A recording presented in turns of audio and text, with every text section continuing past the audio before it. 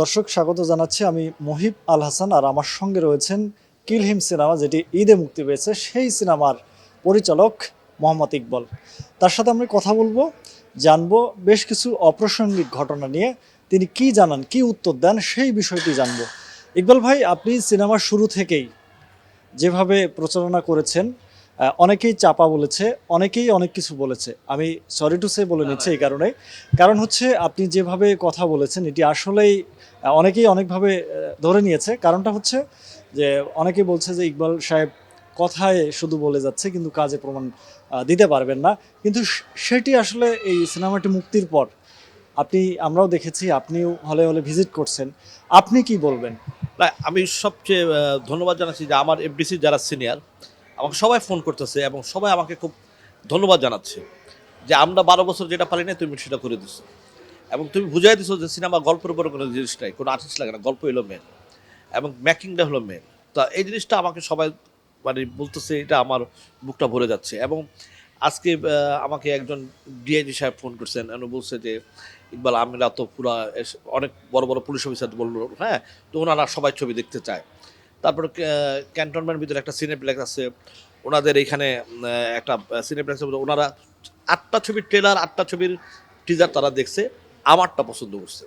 এবং ক্যান্টনমেন্ট মানে ওইখানে বড় বড় আমি যতটুকু জানি মেজর বা মেজর জেনারেল, হ্যাঁ, কর্নেল সাহেব, ওনারা ওই ছবিটা ওই সিনেপ্লেক্সে ক্যান্টনমেন্টে দেখবে ওনারা। তা মোটামুটি দর্শক এবং বিভিন্ন জায়গাতে ফোন বাসি তার বলতেছে যে আমার ওয়াইফ আমার শালি টালি সব ছবি দেখবো, টিকিট দাও, ঠিক আছে, বা টিকিট কই পাবো সেটা বলো। এই যে যে আমি একটা মানে ভালোবাসা পাচ্ছি, এটা অনেক অনেক শুক্রিয়া আল্লাহর দরবারে। যারা সামাজিক যোগাযোগ মাধ্যমে আপনাকে চাপাবাজ বলে বললো, মানে আমি এই কারণেই বলছি, বিষয়টা আপনি ক্লিয়ার করুন দর্শকদের। কারণটা হচ্ছে, আমি আপনার কাছ থেকে আবারও সরি বলে নিচ্ছি। না, ঠিক আছে, মানে আমি এটা এই আমি clear করে দিচ্ছি। এই যে চাপাবাজের বিষয়টা, এটা কেন বলছে এবং কি কারণে, মানে কি আপনি কি করেছেন এমন যে আসলে প্রথম সিনেমা মুক্তির পরেই মানে এইভাবে আপনাকে বলছে, মানে শুরু থেকে আর কি বলা হচ্ছে? আমি বলে দিচ্ছি, কারণ ওরা ভাবতে পারে নাই যে আমি এই টাইপের ছবিটা বানাবো, ওদের নলেজেই ছিল না। যখন সেন্সার বোর্ড থেকে ছবিটা দেখার পরে সেন্সার মেম্বাররা আমাকে বলছে আইসা যে অসাধারণ ছবি বানাইছো, তখন ওদের মাথা নষ্ট হয়ে গেছে যে আমাকে দাবানোর জন্য অনেক চেষ্টা করতেছিল চারোদিক দিয়ে। আপনারা জানেন আমার সেন্সারও অনেক সমস্যা করতেছিল। দেখেন গতকালকে রাত্রিবেলা আমার এই ছবিটা যাতে আমি না আসতে পারি, আমার ব্যাপারে এই মিথ্যাতল অনেক কথা অনেক অনেকভাবে অনেক লড়াইছে, অনেক বিভিন্নভাবে। এবং কালকে রাত 2টার সময় আমাকে ফোন করে ঠেট করতেছে যে আমি তো আমাকে স্টেট গুলি করে মেরে ফেলবে। এবং সকালবেলা যে আমি এটা থানায় একটা জিডি করছি, গুলশান থানায় আমি একটা জিডি করছি। আমার ছবিটাকে আটকানোর জন্য কেউ ভাবতেছে মনে হয় কারো কেরিয়ার মনে হয় শেষ, বা এই ধরনের একটা চিন্তা ভাবনা করতেছে, হ্যাঁ, যেই কারণে তারা কিছুটা আমার সাথে গেম খেলতেছে। কিন্তু আমি একটা জিনিস চিন্তা করি, একটা ভালো জিনিস বানাইছি, যদি আমাকে মেরে ফেলতে হয় মেরে ফেলো, সমস্যা নাই। আল্লাহ তালা যদি তোমার হাতে আমার মরণ রাখে আমার কোনো আপত্তি নাই। কিন্তু একটা ভালো জিনিস বানাইতে যে আমাকে এত বাধা, এত সব কিছু, মানে ওই যে আপনি যেটা বলেন কি চাও আছেন, আমি কি প্রুফ করে দিচ্ছি স্ক্রিনে? আপনারা নিজেই দেখছেন আমি স্ক্রিনে কি প্রুফ করে দিচ্ছি। আজকে আজকে আজকে একটু আগে যেমন চুয়াডাঙ্গা থেকে বলতেছে আজকে আমার ছবি চালাবে, আজকে ঈদের 3য় দিন, ওইখানকার দর্শক বলতেছে যে কিলহিম নিয়ে আসেন, কিলহিম নিয়ে আসেন। তো আজকে আপনার খবর নিলে দেখতে পাবেন চুয়াডাঙ্গার মালিকের না, আপনার ফোন করে দেখবেন হলের মালিককে, তো উনি আজকের থেকে সম্ভবত আমার কিলহিম আজকে পোষা লাগবে, কালকে তো আমার কিলহিম ছবিটা চলবে। এই যে যে আমার সফলতা, এটা অনেকের বিশ্বাসই হয় না। আচ্ছা ভাই, মানে একটু আগেই বললেন যে আপনাকে হত্যার হুমকি দেওয়া হচ্ছে এবং রাত 2টায় আপনাকে ফোন দিয়ে, আসলে কারা দিচ্ছে বা কি বলছে, তারা কি এটা চাচ্ছে? এটা এটা আমি জিডি করছি। এখন আমি তো আমাকে যে ফোন করছে আমি তার নাম্বারটাই পাইছি, তার নামও বলে নাই, ওই নাম্বারটা দিয়ে আমি জিডি করছি। এবং জিডি করার পরে আমি সকালবেলা আসছি। এবং কালকে দেখেন এই যে রাত্রেবেলা 2টার সময় মানুষ, এই যে মানুষের অশান্তি, ঠিক আছে, কথা নাই বাচ্চা ফোন করে ওদের গুলি করে মেরে ফেলবো, তাহলে আমাকে তো মনে করেন যে এখন যে অবস্থায় আমি আছি, আসলে রিক্সা অবস্থায় আছি, মনে হয় আমার যা বোঝা দিতেছে।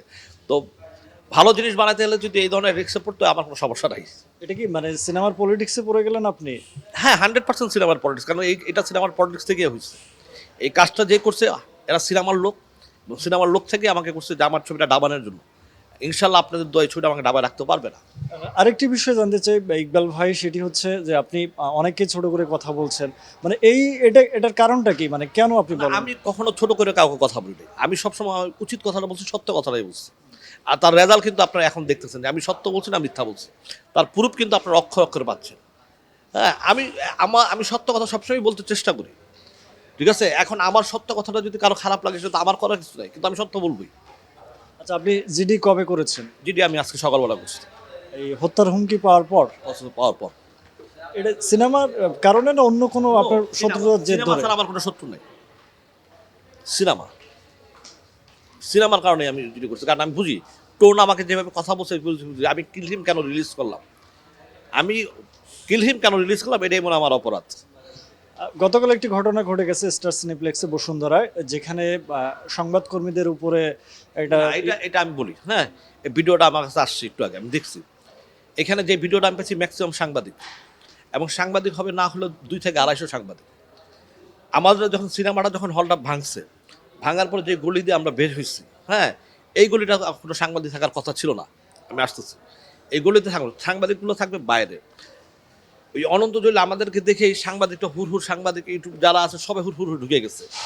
এইখান দেওয়ার পরে কিছু দর্শক বা আমি জানি না তারা আবার কিছু ফুলটুর মারতে কে থামবে না, আমি কিন্তু বারবার হাত থামাইতেছি, হ্যাঁ। তো আমি যে জায়গায় দেখছি এই সাংবাদিকের চাপের ভিতরে লোকগুলো পড়ে গেছে, এবং লাস্টে আমার আমার একটা আংটি, আমার স্মৃতি একটা আংটি বলবো না, এই আংটিটা পর্যন্ত আমার নিয়ে চলে গেছে, গোল্ডের আংটি। এটা হাত থেকে কিভাবে খুলে আমার নিয়ে মনে গেছে? সময় আমাদের হাত মিলেছে বা কি হচ্ছে, আমার হাত থেকে নিয়ে গেছে আংটিটা, ঠিক আছে। এবং আমার শুধু আমার আংটিটা, আমার যে ম্যানেজার ছিল সুদীপ, তার পাঞ্জাবি 2 টুকরো ছিঁড়ে ফেলছে, বুঝছেন। কারণ এত পাবলিক, আর অনন্ত বর্ষাকে যেভাবে পাবলিক ধরছে, সেলিব্রিটিকে ধরছে, এখানে এখানে আমি মনে করি, কারণ আমার সাথে যারা ছিল আমাদের সাংবাদিক, যার যে বোনেরা ছিল, কালকে তো আমি 2-3 বোনের সাথে রাত্রেবেলা 9টা 9:30 সময় বসুন্ধরাতে খাওয়া দাওয়া করছি সাংবাদিকদের সাথে, 2টা বোন আমার সাথে, তারা সাংবাদিক, নাম বললাম না, হ্যাঁ, অনেক চ্যানেল। তারাও কিন্তু আমাকে বলছে না ইকবাল ভাই, ওই ধরনের পাবলিক ঢাকাঢাকি করছে।